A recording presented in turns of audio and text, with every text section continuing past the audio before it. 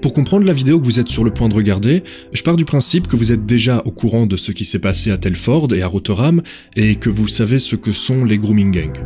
Et si c'est pas le cas, vous pouvez aller voir ma vidéo sur Telford avant de continuer. J'en ai aussi fait une deuxième sur le sujet. Voilà. Donc, le 9 mars, une jeune fille m'a contacté, elle a 18 ans, elle habite en Ardèche, et elle m'a envoyé ce message pour me demander si elle pouvait utiliser les infos qui se trouvent dans mes vidéos sur Telford, pour faire un exposé à l'école. Un exposé qui doit traiter d'un sujet polémique. Alors bien sûr j'ai accepté, je l'ai encouragée et je l'ai félicitée.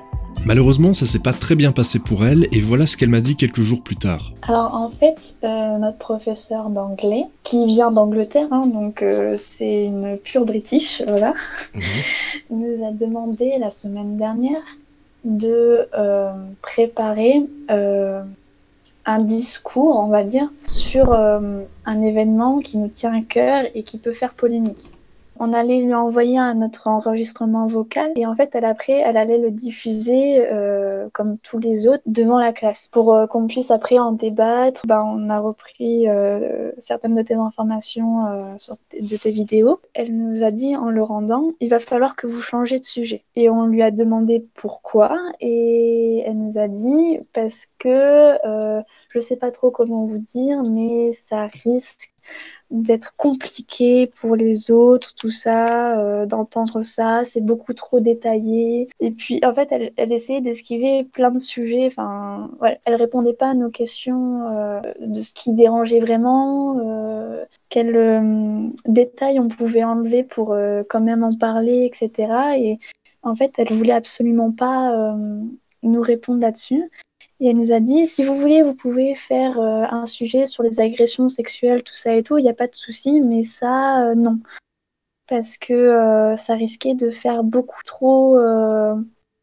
c'était beaucoup trop polémique et que ça pouvait, que ça pouvait partir en débordement et elle avait peur des débordements dans la classe ou alors...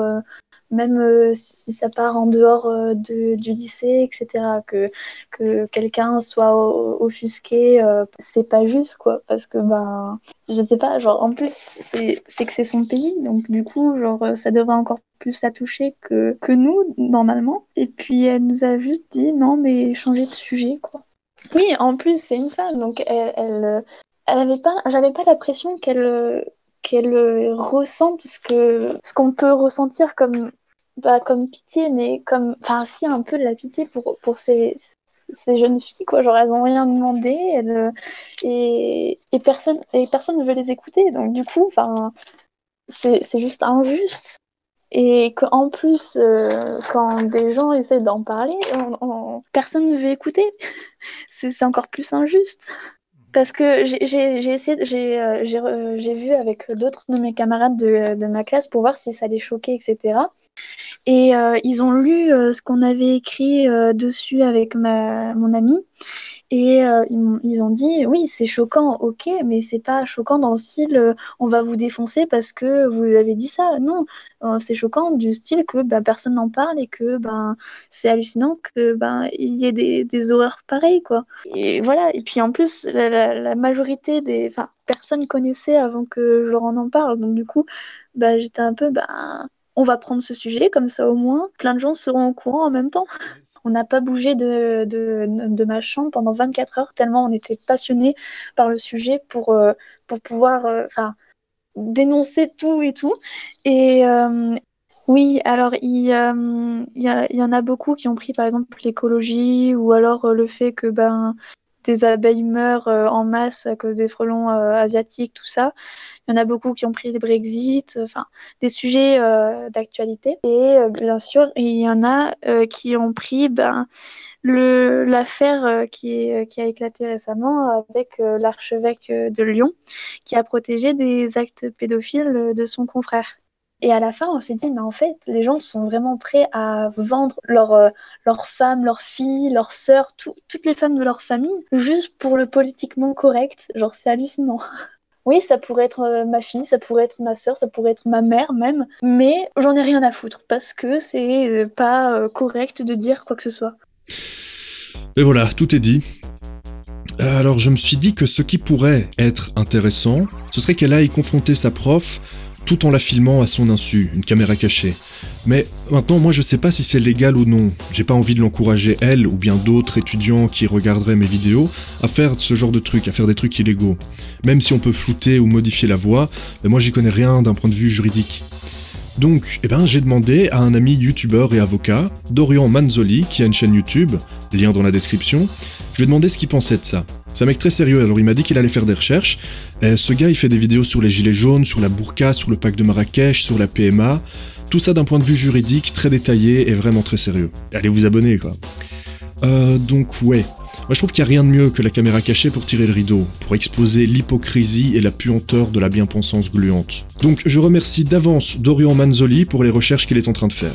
Ok, donc dans ma dernière vidéo, j'avais appelé les tipeurs à voter pour la prochaine vidéo qu'ils souhaitaient voir en premier. Ils avaient le choix entre 3 vidéos.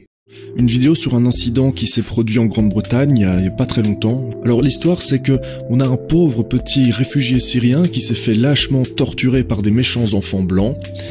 Et voilà, c'est les médias ont présenté ça comme ça. Il se trouve qu'ils ont menti, qu'ils ont pas fait leur boulot. Le gamin syrien avait tabassé et mordu une petite blonde.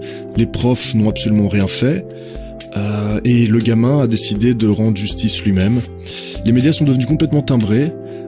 Ils ont carrément incité les gens à harceler le gamin et sa famille. Et d'ailleurs, le gamin a dû changer de pays à cause des menaces de mort et de viol venant de la communauté musulmane qui pesait sur lui et sa famille. Quant au gamin syrien, une cagnotte a été ouverte pour lui sur internet, une cagnotte qui a dépassé les 90 000 €, quelque chose comme ça. Faudrait que j'aille vérifier où elle en est maintenant. Et par ailleurs, il y a aussi de fortes chances que son père soit un islamiste pro-Daesh. Mais ça les médias n'en ont pas parlé non plus. Enfin bon. Alors, il y a une bonne et une mauvaise nouvelle. La mauvaise nouvelle, c'est que j'arrive plus à retrouver ce dossier avec toutes les recherches et que certains éléments sont très difficilement récupérables sur internet puisque le compte de Tommy Robinson a été supprimé. La bonne nouvelle, c'est que j'ai retrouvé ce dossier hier sur une clé USB. Ouais, c'est n'importe quoi, je suis complètement bordélique. Soit, à propos de Tommy Robinson, Tommy Robinson risque une fois de plus d'aller en prison. Il a récemment fait un docu sur la BBC qui exposait les manipulations et la création de fake news à son encontre. Et voilà, enfin, j'ai pas envie de parler de Tommy Robinson, j'ai pas envie de me prendre la tête avec ça maintenant, sinon je vais devenir chauve, je vais perdre mes cheveux parce que ça me rend complètement fou. Avant de terminer, j'aimerais dire un tout petit mot sur ce qui s'est passé en Nouvelle-Zélande. Alors vous êtes au courant, il y a un timbré qui a ouvert le feu sur des mosquées et dans la rue, il ciblait les musulmans, il a tué 49 personnes et il en a blessé une 40aine. Toutes mes pensées vont aux victimes et aux familles des victimes. Tuer des innocents, des hommes, des femmes, des enfants, c'est lâche et c'est immonde. J'aime pas réagir à chaud sur l'actualité, c'est pas vraiment mon truc, en plus j'ai pas toutes les infos, j'ai pas encore lu ou écouté tout le manifeste du tueur, mais j'aimerais quand même parler d'un tout petit truc, c'est le traitement médiatique à ce sujet.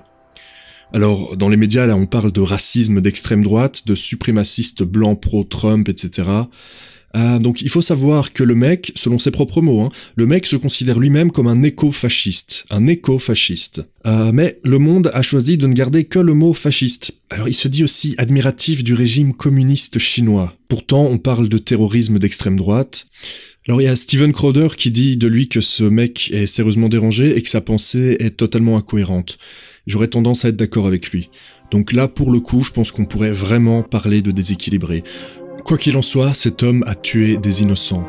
La plus jeune victime avait 2 ans et une autre en avait 4. Alors peu importe la couleur de peau, peu importe les croyances, la violence contre des innocents est intolérable et injustifiable. Et s'il y en a qui dans les commentaires viennent dire « œil pour œil, dent pour dent » ou des conneries comme ça, vous pensez ce que vous voulez, mais gardez ça pour vous s'il vous plaît. Gardez ça pour vous. Et j'en profite pour dire au passage que YouTube se met à désabonner automatiquement les gens qui écrivent des commentaires trop violents. Donc les gars, soyez maîtres de vos propos. En tout cas, d'ici là, prenez soin de vous, et ciao ciao, salut.